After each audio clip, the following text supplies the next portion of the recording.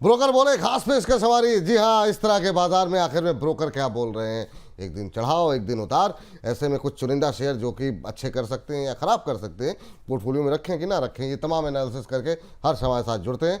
हर्ष, आज की पहली कंपनी बताइए। जी, प्रीमियर एनर्जीज की बात कर लेते हैं सबसे पहले। और घरेलू अगर हम लोग यहाँ पे बात करें ब्रोकरेज की, तो एवेंडस की रिपोर्ट है, ये खरीदारी की सलाह 1100 रुपये का इन्होंने लक्ष्य दिया है। सबसे पहले इनका ये कहना है कि ये जो है कंपनी प्रीमियर एनर्जीज भारत की तीसरी सबसे बड़ी इंटीग्रेटेड सोलर मॉड्यूल कंपनी है, यहाँ पर निर्माता कंपनी है। और इसके साथ ही ये जान लीजिए कि ये इनका कहना है कि कंपनी के लिए कुछ पॉजिटिव ट्रिगर है। एक तो सरकार की जो नीतियां हैं वो लगातार जिस तरीके से बदलाव हो रहा है वो पॉजिटिव है, जिस तरीके से डिमांड और सप्लाई देखने को मिल रही है वो एक अच्छी मांग दिखा रही है, तो ये ओवरऑल पॉजिटिव दिख रही है। इसके अलावा लगातार जो है उत्पादन क्षमता बढ़ रही है, जिससे यहाँ पे ग्रोथ की जो पूरी जो चांसेस है और बढ़ते हुए दिख रहे हैं। यहाँ पे प्रॉफिट जो है वो आने वाले क्वार्टर्स में बढ़ता हुआ दिख सकता है। FY 25 से 28 के बीच में प्रॉफिट आफ्टर टैक्स 31% साल दर साल के हिसाब से बढ़ता हुआ दिख सकता है। इसके अलावा अगर आप देखें रिटर्न ऑन कैपिटल एम्प्लॉयड की बात करें तो उसमें भी एक एवरेज जो है वो 32% की ग्रोथ देखने को मिल सकती है। हालांकि अगर उत्पादन घटता है तो उसका असर प्रॉफिट में भी देखने को मिलेगा। चलिए, तो ये बात यहाँ पर निकल के आती हुई प्रीमियर एनर्जीज को लेकर के। रशीद सर, प्रीमियर एनर्जीज आप अगर ट्रैक करते हो तो आपकी टिप्पणी जानना चाहेंगे। 1100 रुपये तक के टारगेट यहाँ पर दिए गए हैं वेंडर्स की तरफ से, आप सहमत हैं इस रिपोर्ट से? सर देखिए, इफ आई एम करेक्ट 1015 रुपये तो चल ही रहा है। 1100 रुपए के टारगेट्स बहुत इजीली आ सकते हैं। इनफैक्ट इसी 52 हफ्ते के हाई को हम देखें 1388 तक ये आपको जाता हुआ दिखाया है। कंपनी की क्वार्टरली ग्रोथ अच्छी आ रही है। प्रॉफिट अगर आप देखें तो पिछले 5 साल का सर 90.5% का CAGR प्रॉफिट है। रिटर्न ऑन इक्विटी भी बहुत अच्छा चल रहा है। थोड़ा सा एक price to book value adjustment है जिसके चलते थोड़ा सा आपको वैल्यूएशन डिस्कंफर्ट लग सकता है, बट वैसे आप PE मल्टीपल पे भी देखेंगे तो वारी एनर्जीज के आसपास ही मेंटेन कर रहा है। मैं समझता हूं 1100 रुपए के लेवल आपको बहुत आसानी से देखने को मिल सकते हैं। चलिए, तो ये बात प्रीमियर एनर्जीज पे निकल करके आ रही है। अगली कंपनी के लिए चलते हैं दोबारा हर्ष के पास। हर्ष बताइए, अगली कंपनी कौन सी है? टाटा स्टील की बात कर लेते हैं यहाँ पे। अगली कंपनी हमारी और मोतीलाल ओसवाल की रिपोर्ट है, न्यूट्रल की सलाह दी है। 180 रुपये के भाव के इन्होंने लक्ष्य दिए हैं। इनका ये कहना है कि यहाँ पर जो है उत्पादन क्षमता में जिस तरीके से एक्सपेंशन हो रहा है, यहाँ पे प्रोडक्शन कैपेसिटी बढ़ रही है, वो एकदम सही रास्ते पर है। कंपनी एकदम सही रास्ते पर चल रही है। भारत में तो जो इसका कारोबार और मजबूत हो रहा है, लेकिन यूरोपियन देशों में भी जो है स्थिति और बेहतर होती हुई दिख रही है। पॉलिसी सपोर्ट मिल रहा है यहाँ पे। सेफ गार्ड ड्यूटी हमने देखा पीछे कटौती होते देखने को मिली, उससे यहाँ पर जो घरेलू जो उत्पादक कंपनियां हैं उनको फायदा हो रहा है यहाँ पे। हालांकि ग्लोबल टैरिफ को लेकर अनिश्चितता बनी हुई है, लेकिन ओवरऑल ये पॉजिटिव मान रहे हैं। और वैल्यूएशन के हिसाब से कहें तो 7.6x पर जो है एंटरप्राइजेस वैल्यू टू एबिटा जो है वो ट्रेड कर रहा है। चलिए, जब बात जो है निकल करके आती हुई और अगली इस पर जो है प्रदीप सर की राय लेते हैं। प्रदीप जी, टाटा स्टील मेटल पे लेकर के हम लोगों ने काफ़ी सारे जो है शोज़ किए हैं, काफ़ी सारी बातें की हैं। अभी क्या लग रहा है सर, इस रिपोर्ट से आप कितने सहमत हैं? बिल्कुल जी, मैं पॉजिटिव ही हूँ और मुझे लगता है कि डेफिनेटली पॉसिबल है ऊपर आना। जिस तरीके से निफ्टी मेटल ओवरऑल इंडेक्स हमने देखा है कि बेस बनाने के बाद धीरे धीरे ऊपर आ रहा है। और सेकंड थिंग, स्पेशली अगर हम टाटा स्टील की बात बोलेंगे, आप देखेंगे मार्केट कैप भी बढ़िया है, प्रॉफिट ग्रोथ भी ठीक ठाक है, 4000 करोड़ के ऊपर भी पैड भी है। सो EPS भी रिसेंटली ग्रो हुआ है, तो मेरे को ज़्यादा प्रॉब्लम इस काउंटर में नहीं लगता है। और बीच में अच्छा खासा डिविडेंड भी दिया था, ऑलमोस्ट 25% के ऊपर।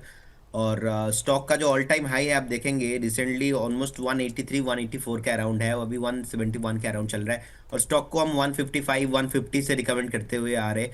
और रिसेंटली मल्टीपल रेसिस्टेंस था ऑलमोस्ट 164 के आसपास, तो उसको ब्रेक करके सस्टेन कर रहा है अभी। तो मुझे लगता है कि एक नया दौर स्टार्ट होने वाला है निफ्टी मेटल में। और जितने भी steels and related to counters है, अभी टाटा स्टील 171 के आसपास चल रहा है, मुझे लगता है कि होल्ड करने का सलाह होगा।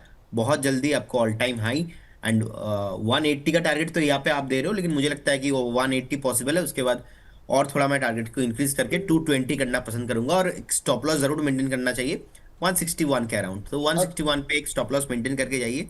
अगर किसी का नेक्स्ट 2 से 3 क्वार्टर का व्यू है तो मैं पॉजिटिव हूँ। मुझे लगता है कि ऑल टाइम हाई इनफैक्ट 220 तक जाने के लिए रेडी हो रहा है। ठीक सर। अच्छा, जब इतनी बड़ी कंपनी हो, इतना बड़ा सेक्टर हो और उसमें 6-7 रुपए के ऊपर के टारगेट अगर निकल के आते हैं ना, तो वो बड़ा मतलब लगता है इतनी मेहनत किस लिए भाई? पर बाजार चलेगा तब तो 7-8 रुपए तो कोई बड़ी बात है ही नहीं। तो इसके लिए इतनी रिसर्च, इतनी मेहनत, फिर एक रिपोर्ट तैयार करो, फिर उस पर 4-4 लोग डिस्कस करें हम लोग, तो थोड़ा सा लगता है क्या ही किया जाए। लेकिन चलिए हर्ष, अगली कंपनी बताइए। जी, विशाल मेगा मार्ट की बात कर लेते हैं हम लोग यहाँ पर।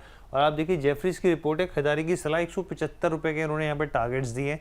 इनका सबसे पहले कहना है कि भले ही मांग जो है उसमें थोड़ी सी सुस्ती देखने को मिल रही हो, लेकिन सेम स्टोर सेम ग्रोथ जो पैरामीटर होता है जिसको आंकने का यहाँ पर तरीका होता है, वो एक बेहतर स्थिति यहाँ पर दिखा रहा है यहाँ पे। इसके अलावा कंपनी का पूरा फोकस और कंपनी पूरी कोशिश करेगी, लक्ष्य लेके चल रही है कि हर साल 80 नए स्टोर्स जो हैं वो खोले जाएं। साथ ही छोटे शहरों में जहां पर आबादी 50,000 से ज़्यादा है, वहां पर एक छोटे फॉर्मेट में एक नए स्टोर्स को खोलने की एक पायलट प्रोजेक्ट चलाने की कोशिश अब शुरुआत होती हुई दिखेगी। साथ ही यहाँ पे किफ़ायती कीमतों पे जो इनके जो तमाम तरह के प्रोडक्ट्स हैं वो काफ़ी किफ़ायती कीमतों में, जिसकी वजह से लीडरशिप बनी हुई है। और साथ ही यहाँ पर जो है एक जो लेवल क्वालिटी है यहाँ पर वो भी बेहतर होती हुई दिख रही है। चलिए रचित सर के पास चलते हैं इसके लिए। और ये बड़ी मतलब जो है अच्छे टारगेट यहाँ पर निकल करके आए हैं। सर अभी जो चल रहा है पूरा जीएसटी कट, और इसमें ये बिल्कुल बेनिफिशियरी होंगे ये तमाम, वी मार्ट है, विशाल मेगा मार्ट है। आप क्या फ्यूचर देख रहे हैं? कुछ लोगों को थोड़ा महंगा लगने लगा जो बीच में रैली रही उसके बाद। आप क्या 175 के टारगेट से सहमत हैं? सर देखिए, एक चीज समझने की होगी कि प्रैक्टिकली टीयर 2 टीयर 3 सिटीज में ये जिस तरीके से परफॉर्म कर रहे हैं, मैं समझता हूं कि बहुत ही उम्दा परफॉर्मेंस है। और सर जिनको भी ये एक्सपेंसिव लग रहा है ना, मैं एक चीज बोलना चाहूंगा कि आप एक बार एवेन्यू सुपरमार्ट को देखें, डी मार्ट को, जो 4600 रुपये चल रहा है, 110 के पीई पे है, ये 101 के पीई पे है। शॉपर स्टॉप 341 के पीई पे है विद नेगेटिव सेल्स। और वी मार्ट रिटेल भी अराउंड 110 के पी पे है। कंपनी अच्छी है, हिंदी हार्टलैंड है, फेस्टिव सीजन पे है। जी म्यूट हो गए सर, आप बोल बहुत अच्छा रहे, आवाज नहीं आ रही आपकी। सेंट्रल यूपी एमपी ये पूरा एरिया ये कवर करते हैं। और सर मैं समझता हूँ 2,500 से नीचे कपड़े जूतों को जो एक बेनिफिट देखने को मिला है जीएसटी पे, वो इनकी सेल्स फिगर पे आपको जरूर आता हुआ दिखेगा। और ये लेवल्स आपको बहुत इजीली अप्रोच होते हुए दिखेंगे। ये बात है। यहाँ पर लास्ट कंपनी के चलते हैं हर्ष के पास। हर्ष बताइए अगली कंपनी कौन सी होगी? ये आखिरी कंपनी श्री सीमेंट्स की बात कर लेते हैं यहाँ पर। और सिटी की रिपोर्ट है, खरीदारी की सलाह है और करीब 35,500 के यहाँ पे लक्ष्य दिए जा रहे हैं।